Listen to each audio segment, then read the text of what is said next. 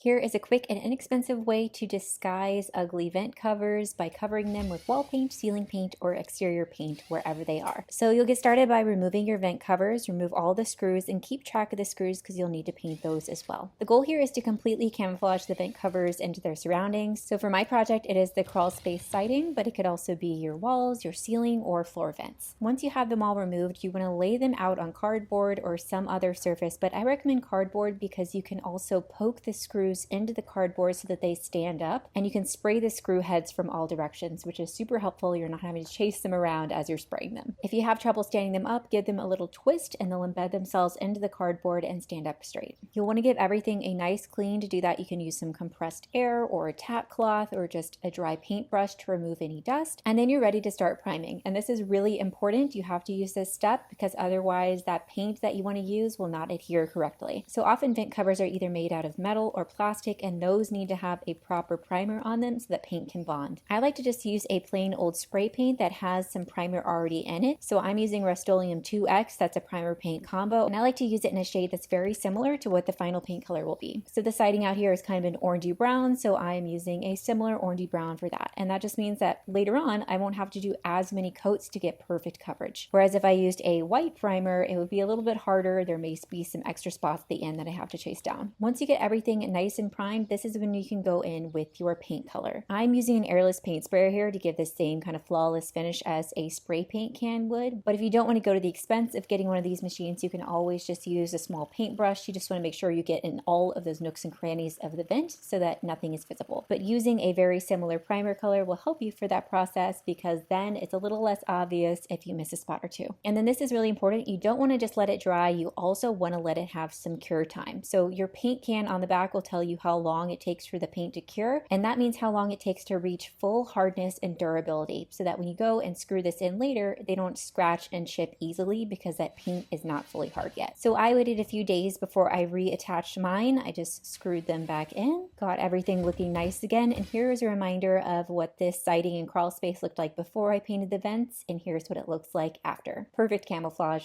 I love it.